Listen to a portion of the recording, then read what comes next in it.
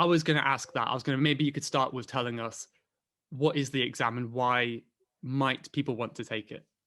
All right, good. So actually, the IELTS exam is, I think, one of the most popular kinds of tests nowadays because I believe that, like, it's like the same age as us. It's 28 years old, if I'm not wrong now.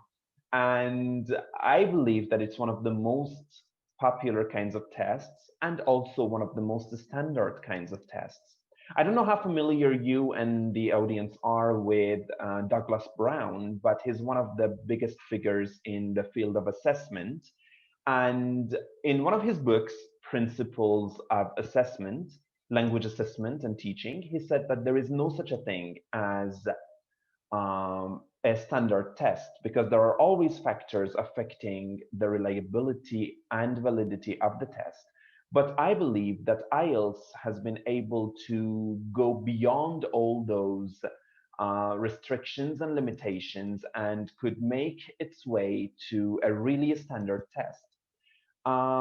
It's now held in almost all countries, and many people are taking it for different purposes. It's taken by people who want to pursue their education in other countries, and also people who want to immigrate to English speaking countries. So there are two different modules of academic and general, which we will be talking about more, I believe, in the rest of this podcast. But how to prepare for the test? I think the most important thing that the learners and the candidates of the IELTS need to know is that according to Anna Hasper, who used to be an international IELTS examiner, IELTS is like a cake. So that's how you need to see it. There's a solid layer, and then there's the topping, which is the cream and the fruit. The solid layer is the grammar and vocabulary and the level and the competence of English you have.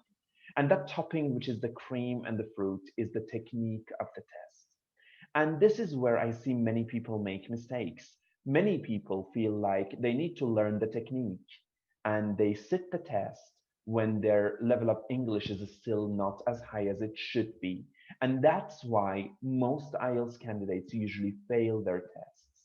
So if you really want to sit for the test, it's really, really important for you to have a solid layer of grammar and vocabulary and to be proficient enough at the language and then go for the test. That's interesting. Okay. And I've never heard of a more delicious sounding exam as well with all the cake analogy. But that's interesting. I mean, one thing I have heard, because I have a little bit experience with IELTS with helping learners prepare for it, but not in any official Mhm. standard. But I've heard that, say, if like a native speaker who had no knowledge of linguistics or language in particular, if a random native speaker of English took the test, they might even get 8 or 8.5. Mhm. They might not get the highest score possible because they're not familiar with the exam structure. Do you That's agree with that? yeah, that's absolutely true because it doesn't matter how good your English is. Like being proficient at the language is only one part of it. You also need to be test wise when you want to take the test. So you might know the language really well, but you might not know the rules of writing. So you sit the test and you write something which doesn't match all those criteria of writing assessment. So you fail to get this score. Oh, cool. I think that's good to know. So it's important, I guess, to focus on the language side and also the exam technique side as well. Definitely, yes, definitely. Okay. Both are important. Yeah. Okay, cool. And earlier you mentioned as well academic and the general exam. So could you briefly explain the difference between those two?